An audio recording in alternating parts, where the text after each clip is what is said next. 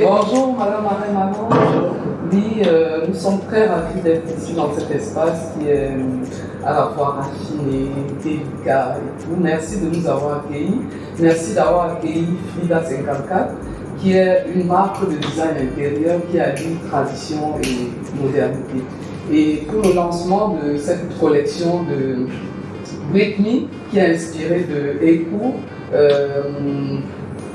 guéri par les mots, Edith a travaillé avec Edith Thial, qui est à l'origine de cette marque. Elle a travaillé avec Hervé Yangen, qui est un artiste visuel. Elle voulait cette collaboration avec un artiste contemporain. Alors nous avons décidé de venir ici avec cette pièce, dans cet espace, pour échanger avec vous sur l'art et le design et sur la galerie Marne et tout.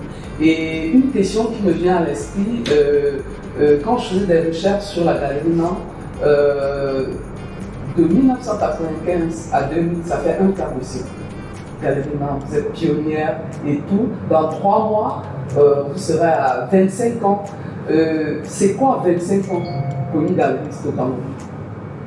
Dans un contexte qui est marqué par le fait que l'art n'est pas encore vraiment pris en compte. Vous avez travaillé pendant 25 ans. Alors, je vais rebondir sur votre dernière phrase. L'art n'est pas vraiment pris en compte. Ça dépend par qui. Il n'est peut-être pas pris en compte par les pouvoirs publics, mais il est pris en compte par la population, par les artistes, par... L'art est partout, en fait. Donc, je pense que l'art est pris en compte. Maintenant, il n'est pas soutenu. Ce qui pour moi est un peu différent. Alors maintenant, si on doit faire le bilan de 25 ans, je ne sais pas si c'est à moi de faire le bilan de 25 ans, mais en tout cas, les choses ont quand même évolué. Alors il faut se prémunir de la dimension mode. Alors c'est vrai que maintenant, on met un peu l'Afrique en avant, on glorifie. Est-ce que c'est pour se déculpabiliser? Je ne sais pas. Question mark.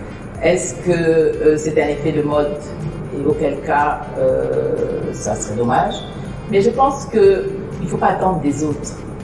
Il faut que nous-mêmes, nous prenions notre destin en main, sans attendre que les autres décident que l'Afrique est à la mode pour peut-être 4 ans, 5 ans, et puis après ils passeront à autre chose, à l'Asie ou à d'autres continents.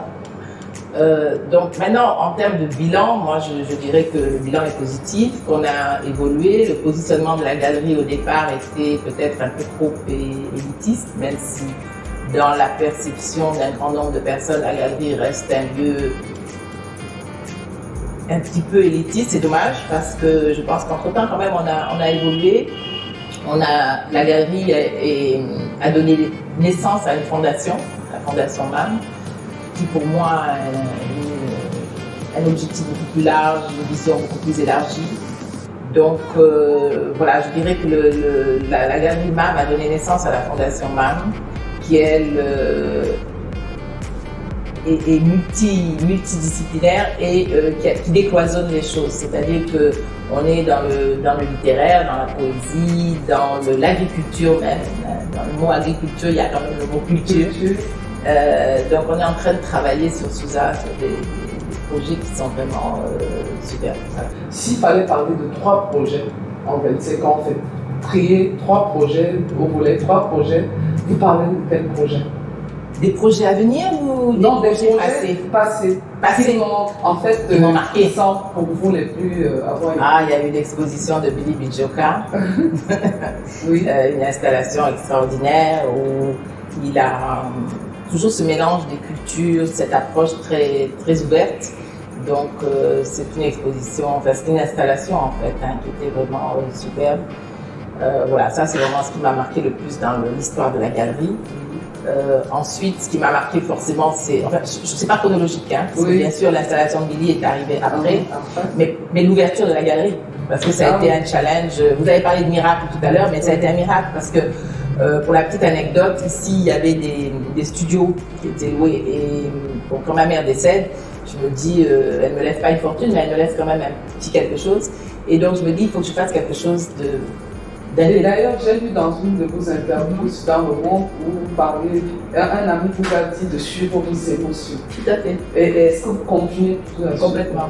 Je n'expose que ce que j'assume et ce que j'aime. Oui. Après, il y a certainement des artistes peut-être plus vendeurs ou plus. Je me souviens je ne vais pas le nommer parce que voilà, il y a un artiste que tout le monde me demandait quand j'ai ouvert la galerie, un artiste ghanéen. Mais comme j'étais pas vraiment, j'avais pas d'émotion. Ça ne veut pas dire que son travail n'était pas. Encore une fois, moi, je ne juge pas en disant ce travail est bon, ce travail n'est pas bon. Donc moi, j'avais pas d'émotion par rapport à son travail. Et donc, du coup, je ne l'ai pas exposé et pourtant la demande était forte. Oui. Donc, non, je pense que la règle, c'est ça, c'est il faut une vibration, il faut une émotion avec un artiste. Sinon, oui, là, vous avez parlé de Billy Djoka comme un des projets. Ah, c'est une histoire d'amour. Et un autre projet? Un autre projet. Susciter un tel sourire. L'ouverture de la galerie, parce que c'était émouvant, j'étais novice en fait. J'ai pas fait une école d'art, donc c'est juste parce que j'ai baigné dans mon enfance au milieu d'artistes que voilà. Mais donc l'ouverture de la galerie, je dirais Billy Djoka, et puis non, j'en ai que deux. Je vais pas me mentir en appartement, j'en ai deux. D'accord. Et la fabrique de Souza, c'est une continuité de tous ces projets. Et pourquoi le mot fabrique en fait? Parce que, alors, fabrique de Souza, pourquoi? Parce qu'en fait, l'idée est partie d'une rencontre, enfin d'un échange à la maison entre Simon Djamil, Felwine Sarr et Achille Mbembe.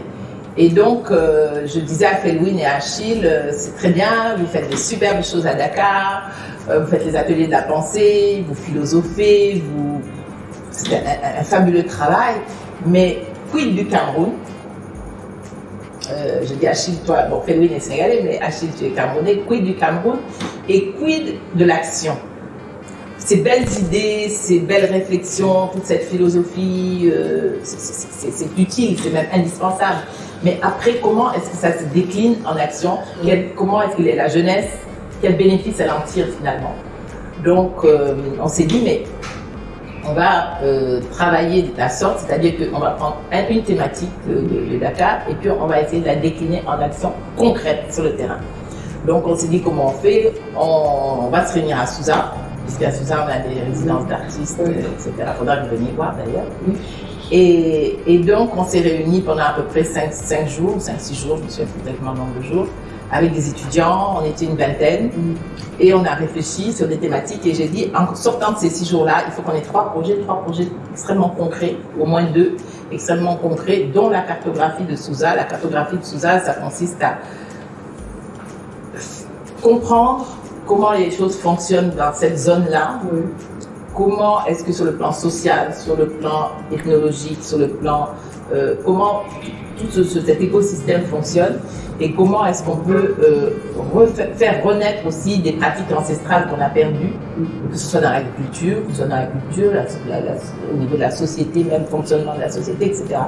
Donc ça, c'était un projet extrêmement concret qu'on va mettre en œuvre. Malheureusement, la Covid nous a un peu fait décaler nos programmes. Et puis, on a aussi un projet concret, alors qui n'est pas forcément sorti de la fabrique de Souza, mais quelque part, oui, qui est sorti de la fabrique de Souza, mais on l'a élargi. L'écriture d'un livre à 6 mains, maintenant c'est même devenu à 8 mains, parce qu'il va y avoir 5 ou 10 mains. Donc, des artistes vont se réunir, des écrivains vont se réunir pour écrire un conte utopique de Souza. Et on va en profiter en principe, si encore une fois la pandémie nous laisse le loisir de le faire, de faire une nuit de la poésie et donc de mélanger un petit peu les genres, c'est-à-dire la littérature. Oui, la première fois que je suis venue à Souza, il y avait une nuit de poésie, fait des à l'exemple. Voilà, oui. Mais là, on va le faire de manière quand même beaucoup plus élargie en incluant des ateliers d'écriture et des ateliers de poésie. Donc, on va Emily Boom, qui est un peu l'initiatrice de ce projet, va lancer un appel à candidature. Et donc, des jeunes vont pouvoir venir et travailler plus sur la poésie avec Marc-Alexandre. Et on espère avoir normalement, je ne sais pas si je dois dévoiler, mais on espère avoir quand même des gens comme Gaël Faye. on espère. Donc voilà, des projets concrets, des projets qui débouchent aussi sur la jeunesse, une formation au niveau de la jeunesse, parce que je pense que ça c'est essentiel. Oui, si on ne s'occupe pas de la jeunesse, on aura loupé le coche. Bon, nous sommes dans une galerie et la pionnière au Cameroun, on ne peut pas venir dans une galerie sans parler des questions de marché de l'art et tout. Quelle est votre lecture du marché entre guillemets de l'art au Cameroun et dans l'Afrique subsaharienne? Alors, pionnière, je vais quand même rectifier parce qu'il y a quand même Douala qui était là. Oui, en tant que galerie professionnelle. Alors, oui, d'accord, mais bon, je veux dire, il faut quand même rendre à César ce qui appartient à César. Donc, alors le marché est problématique, ça c'est clair. Le marché est problématique pour plusieurs raisons. Il est problématique parce que je crois qu'on n'a pas encore compris que d'abord l'art était un investissement rentable. On va parler économie, je veux dire, il faut que la culture soit prise comme faisant partie intégrante de l'économie d'un pays. Et je pense qu'il y a aussi tout ce qui est actif patrimonial. Les gens n'ont pas compris que l'art, une œuvre d'art, peut être un actif patrimonial qu'on doit transmettre. Donc on a monté un cercle de réflexion avec Maître Bimpé, Maître Jonathan Niem et Serge Yannick Nana de Financia, où on a regroupé un certain nombre de parties prenantes. Je crois qu'il faut que tout le monde comprenne qu'il y a un intérêt à considérer la culture comme un bien économique puissant et vraiment qui peut apporter quelque chose au pays. On n'est pas dans on a toujours l'impression quand on parle de culture qu'on parle de bienfaisance ou de choses un petit peu éthérées ou de... Non. D'abord, si vous regardez, je vais prendre l'exemple des GAFA là aujourd'hui. Tout le monde se réjouit de tous les webinars qu'il y a, de tout ce qui se passe au niveau de Facebook, etc., tous ces GAFA là. Mais finalement, c'est eux qui profitent de notre culture parce qu'ils ne payent pas les droits d'auteur. On leur fournit un contenu gratuit. Ils ont un super... Donc il faut qu'on soit beaucoup plus vigilant. Rien du tout. Et ça, c'est pas normal. Mais il n'y a pas de lobbying. Donc je pense qu'un cercle comme le nôtre, là, qui est ouvert, je pense que c'est ça. Notre action, c'est de dire, d'aller vers... on a pris les gens un petit peu bien placés pour pouvoir justement aller taper du poing sur la table et dire à nos gouvernements, mais attendez, on ne peut pas laisser ces gens-là s'enrichir sur le dos de nos artistes et rester les bras croisés, c'est pas possible. Donc voilà le genre d'action, moi je dis des choses très concrètes qu'il faut mener. Des actions aussi par rapport au mécénat, les entreprises qui sont là, certaines depuis 60 ans, étrangères ou pas, mais en tout cas qui n'investissent pas dans la culture. Très peu investissent dans la culture, très peu soutiennent les artistes. Là aussi, je dis, il doit y avoir des incentives fiscaux, il doit y avoir une politique au niveau du mécénat qui leur permette d'acquérir des œuvres, de monter des collections. Pourquoi Intel en Afrique du Sud a une collection? Pourquoi ici c'est compliqué? Pourquoi Orange n'a pas de collection ici sur place? Il y a de l'espoir selon vous que ça améliore. Les choses ne se feront pas dans la douceur. Il faut agir, il faut monter des structures et puis il faut benchmarker sur ce qui se passe à l'extérieur. Je dis, moi j'ai appris récemment, j'avoue mon ignorance, j'ai appris récemment qu'il y avait un fonds panafricain pour la culture, je crois que ça se passe au Maliens, on ici ça. Et voilà, on n'a pas de contact avec eux et je me suis dit, c'est l'occasion d'avoir des contacts et de globaliser nos actions. D'être aussi géographiquement, de décloisonner au niveau des arts, je trouve que c'est très important, et de décloisonner aussi sur le plan géographique et d'avoir des actions panafricaines. On nous rabâche suffisamment les oreilles, quand on nous parle de nous, Camerounais ou Sénégalais, on nous dit toujours l'Afrique, vous êtes africain. Donc, déjà, on n'est pas africain, on a un pays. Donc, mais par contre, nous, quand on doit agir, on est incapable de penser Afrique. C'est quand même troublant. Les autres nous voient comme Afrique, mais nous, on ne se voit pas comme Afrique. Jamais. Rarement, du moins. Bon, pour revenir au design et tout, nous sommes dans cette pièce, il y a du bois, du cuir, et du textile. Et tout. Quel est le rapport, selon vous, entre l'art et le design? Est-ce qu'il y a une différence? Comme je vous ai dit il y a 2 minutes, je pense qu'il faut décloisonner. Pour moi, il n'y a pas de frontières. Il y a des différences, oui, il y a des différences entre quelqu'un qui va faire une installation et quelqu'un qui va tisser. Il y a des différences. évidente, mais il n'y a pas une différence de nature, d'ADN, si on peut dire. Non, il n'y a pas. Encore une fois, je veux dire, si on prend l'exemple d'Hervé Yanguien, il est quoi? Il est poète, il est céramiste, il est plasticien, il est sculpteur, en plus il est initié traditionnellement, donc voilà, je veux dire, c'est tout ça qui fait la personne, c'est tout ça qui fait l'artiste, donc il n'y a pas de cloisonnement, il n'y a pas de frontières, on va dire. Maintenant, il y a des activités artistiques qui sont différentes, mais la littérature, la poésie, tout ça, ça se...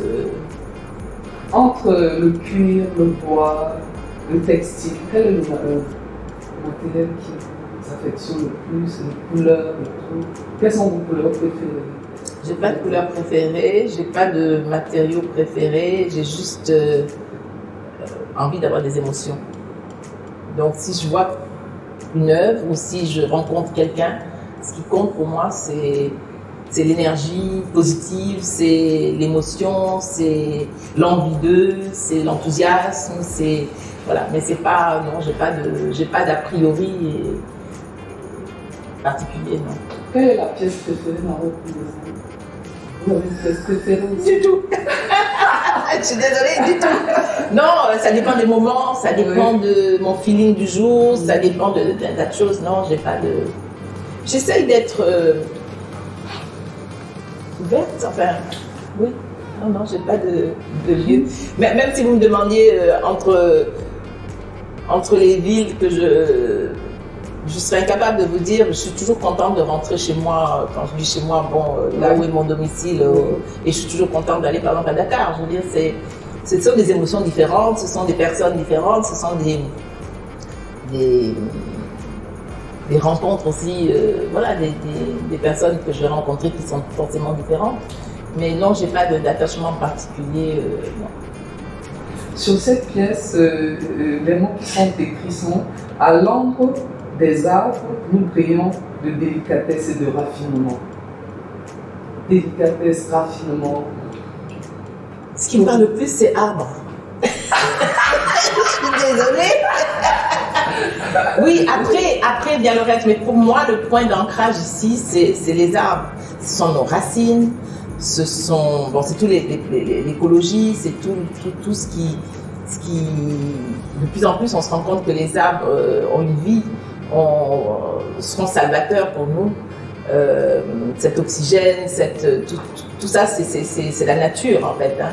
La nature, le vivant, et la fabrique de Sousa, je ne vous l'ai peut-être pas dit, mais c'est ça, c'est la nature et le vivant et le respect de la nature et du vivant. Donc, ce qui m'interpelle le plus, c'est le mot arbre. Et après vient le reste. Oui. Mais c'est grâce aux arbres qu'on va bouiller, c'est grâce aux arbres qu'il y a raffinement, c'est grâce aux arbres que le point d'ancrage pour moi sont les arbres. Merci, madame. Merci. Voilà. Oui. On espère pouvoir faire une photo de cette pièce, comme elle est ici, Edith. Ah oui? Elle dormait. Non, c'était top, c'était super. J'adore, j'aime beaucoup.